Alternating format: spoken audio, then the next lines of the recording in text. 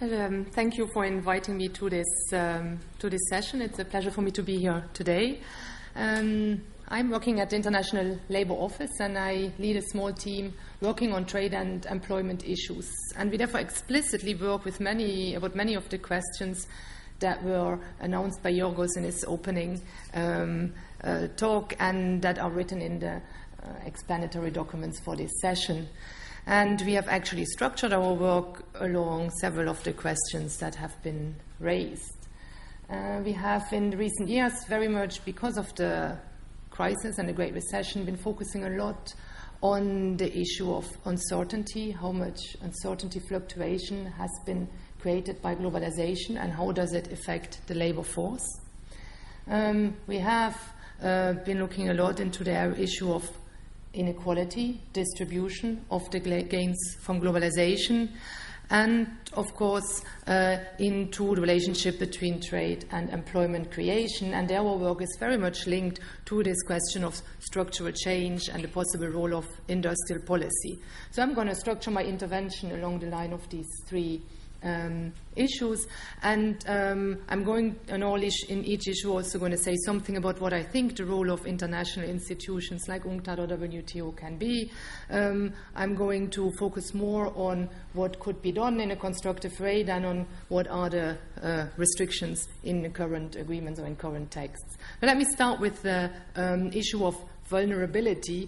It's very interesting. I've been working for quite some time on trade issues, trade and employment issues. An issue of globalization leads to vulnerability. It was a non-issue before the Great Recession. It was simply not accepted. It was not a very well accepted thing. Even though there had already been a lot of research on this topic, it was not very fashionable. And of course then 2008, 9, 10, everybody was looking into this, started looking into this question. We have been seeing in the recent year an awful lot of fluctuation in global markets, in different parts of the global market. There doesn't seem to be much agreement on where it exactly comes from, but I think there are many voices also in the mainstream of economists that are asking for more regulation of financial markets in order to already lower fluctuations. If you want to somehow protect your population, and in ILO we are particularly interested in workers, small and medium enterprises, the first thing to do is to avoid that they are exposed to too many shocks. If you work with financial sector economists, and if you even worked with them before the Great Recessions, they would all have agreed that the financial sector needs prudential regulation. Nobody questions that. All people working in this area know that financial markets have certain imperfections and that regulation is needed. Also, many financial experts were aware that financial regulation was not good enough for what was going on in the financial markets. UNCTAD praises itself for having foreseen the financial crisis, which is true, but if you had been reading documents of, for instance, the Bank of International Settlements, of regulatory institutions in Europe, in the United States, you would have found working papers in the early 2000s telling you there's something going on that we are not controlling anymore. It was known among those working technically in the area, but it didn't make it to the policy level. It's still difficult at the policy level, apparently, to agree on stronger types of financial regulations. Vested interests are still playing too much of a role. It would, I think, be very good if those vested interests can be overcome. I'm not sure how easy that is going to be. We have seen in the past situations where vested interests of the private sector of countries were overcome. We have seen that when trade agreements were written, you may not like each trade agreement, you may not like the GATT, but when they were written, there were losers in many of the countries, and there were companies and sectors that were opposing them. But there were policymakers who thought it was the best for their country and agreed on some of them. It is possible to overcome vested interests. I think the financial sector is an area where it would be good if there is some movement into this direction. What could be institutions like the UNCTAD or the WTO do in this area? I see very much in particular role for an institution like the UNCTAD that is active in technical assistance, in giving policy advice to trade negotiators, and I think there is a big need for a better understanding on the trade negotiator side of what they are negotiating when they negotiate financial trade agreements. I invite you to look at the liberalization schedules in the services sector at the WTO and look how they are written. And when you look at the US schedules, the EU schedules, they are huge documents where the country describes exactly how much it wants to liberalize where and what the specific national or regional legislation is, regulation is that has to be taken into account in a particular sector. The people who negotiated those agreements knew exactly what they were doing. They were probably in constant touch with their regulators, and they wrote very precise schedules for the liberalization of their services sectors, including the financial sector. If you look at a liberalization schedule of a developing country, in particular an LDC, you will find a 1- or 2-page document. And they write either we liberalize everything or we liberalize nothing. And I think that to a large extent this reflects a lack of understanding of the details of issues that are at stake. Making links between liberalization and regulation is not an easy thing. You need to bring trade negotiators and regulators together, and a lot of capacity building is needed in the developing world, in particular in LDCs. And that's where I see a role for international institutions. The World Bank has become very active in this field. They are creating, I think it's called services platforms in individual countries, where they try to bring together private sector actors, regulators, and trade negotiators in order to establish this kind of collaboration. So that was the first issue, how to bring down the risk of shocks, how to lower exposure to shocks. But there are shocks, there are certain risks, there are changes you cannot protect yourself against. Economies will always be exposed to change. Your labor market will always be exposed to change. So you cannot expect a world to just continue in a completely stable way. So there will always be individuals in your economy that are exposed to bad events. They may be linked to economic events, but they may also be linked to natural catastrophes. They may be linked to health problems. People can't work anymore. Individuals are vulnerable. And there is a role, we believe very strongly at the ILO, to protect individuals in order to come also through these periods of vulnerability. And the ILO very much defends the idea of having broadly targeted social protection systems in place in order to help individuals to cope with periods where they do not have an income for whatever reason this may be. This can be in order to protect them in case of health problems, in case of when they are aging. But these social protection systems, once they are in place, they also help if the economy is hit by an external shock, by a trade shock, for instance. And that's something we have very well seen during the financial crisis. Those countries that had social protection systems in place, and countries like Brazil with the Bolsa Familia are always mentioned in this context, countries like my home country, Germany, are mentioned in this context, they dealt very well with the crisis because the social protection system automatically started acting more actively and helped those who were being hurt by the crisis.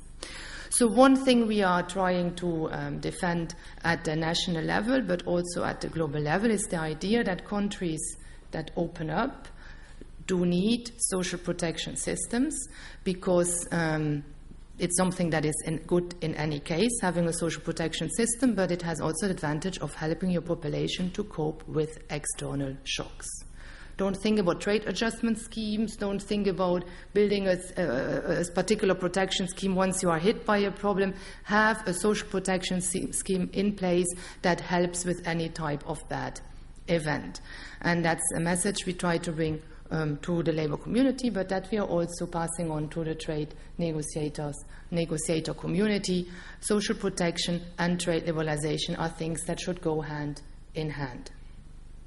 There was the first item, uncertainty, vulnerability. The second issue we have very much been working on is this issue of the distributional effects of globalization. But the approach we have taken there is not the traditional approach. There has been a lot of work on whether trade does affect inequality or not, the FDI affects inequality or not, globalization, however defined, does it affect inequality or not?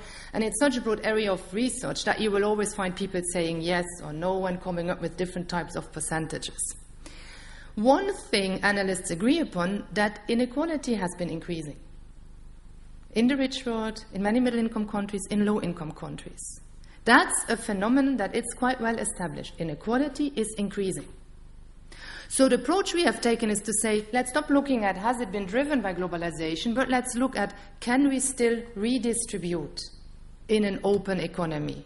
Given that inequality is apparently on the increase, if we believe it's something that's not a good thing, if we believe that it maybe contributes to social unrest, if we believe that maybe if inequality increases, people are not going to support further trade liberalization, if for any reason we want to do something against inequality, do we have still the policy space to do it?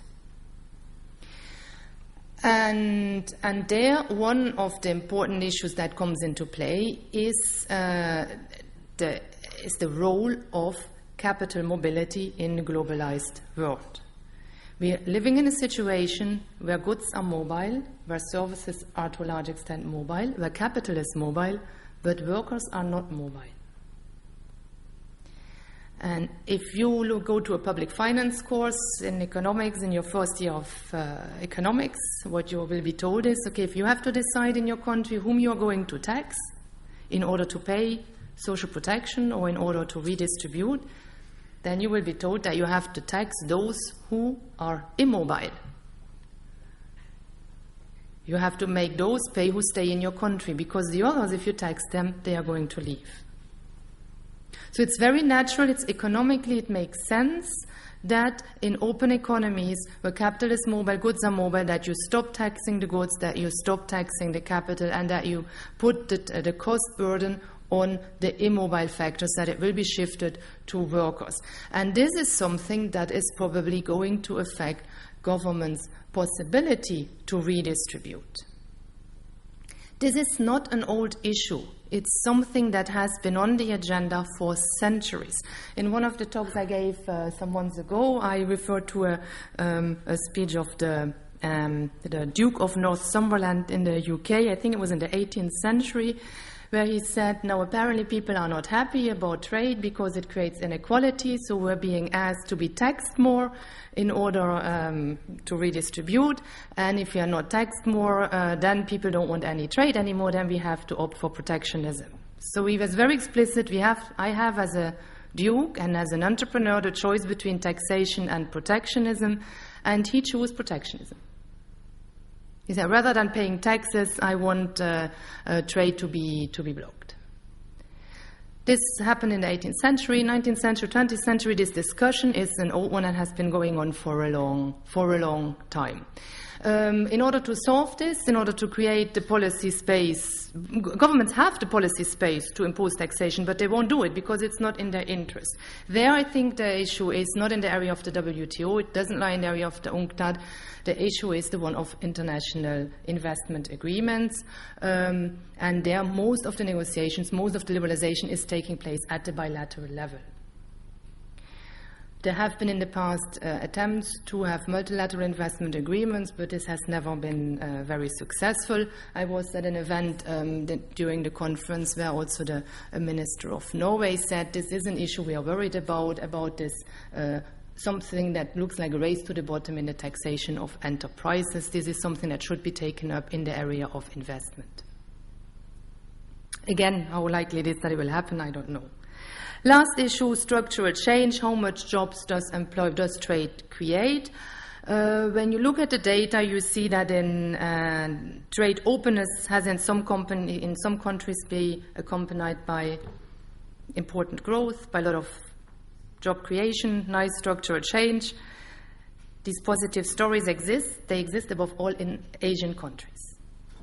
If you look at other countries, in particular in Africa, you often see that openness goes hand in hand with more concentration, with job losses in the most productive sectors and an increase of sectors that are less productive or that even informal. Latin America is a mixed basket. There are good stories and worse stories. So sometimes trade leads to structural change that is good, that is positive for the country. Sometimes it doesn't. I think that also starts to be quite an accepted point of view. We still don't know exactly. What we don't know is how to make sure that it is going to work, that trade creates the kind of jobs we want, that the productive sectors grow, and that workers gain from trade and structural change. One thing that is new that comes out of very recent research is that exports do not create as many jobs as we thought. Exporters create good jobs. Good jobs in exporting sector are typically well paid, but exporting companies have to be damn productive in order to be successful. And to be successful, they have to use the most productive technology, and often those are labor saving. So what we have been seeing, even in countries like Brazil, who are considered to be good trade stories, that they are successful, the country grows, exporters grow, but exporters do not employ they do not employ more and more people. So in order to get a story where trade leads to a growing export sector, where people who lose their jobs in an importing sector move into a good job, you have to find a way to have the export sector grow by a lot. And there again, I do not think that we know exactly how this should be done. The area in which we are working a lot, and that our technical assistance, and that I think is promising, is the one of focusing on inter-ministerial collaboration, ensuring that governments have a plan about which are the sectors that they think are the ones where there is the strongest promise of growth, and making sure that ministries of different line ministries work together in order to help these sectors grow. This would be typically the trade ministry, this would be the labor ministry, also the education ministries responsible for investment, also ministries responsible for infrastructure. The trade minister of Botswana, in a talk yesterday or the day before, explained that that's exactly what Botswana has been doing. They ensured that different ministries work together. I think that Asian Tigers have been very successful in doing this, ensuring collaboration across different ministries, come up with a plan and make sure that plan works. Now, the big polemic item is, of course, do you also need to protect certain sectors for some time in order to make this work? I don't really want to enter that question, because I think that making sure that there is a government plan and interministerial collaboration that helps the growth plan to function, that's really something that is not easy at all to put into place. Even in small, rich countries, different ministries do not tend to work together. So go to a large LDC, it's very difficult to get this collaboration in place. I think that's an area of promising, of useful work for institutions like the UNCTAD. We are actually working with UNCTAD in this context. We are jointly implementing trade-related technical assistance project with UNCTAD, with also ITC, with UNIDO, where each agency works with the ministry that is its typical counterpart, and jointly we ensure that those ministries talk to each other. In those collaborations, ILO tends to focus on skills issues.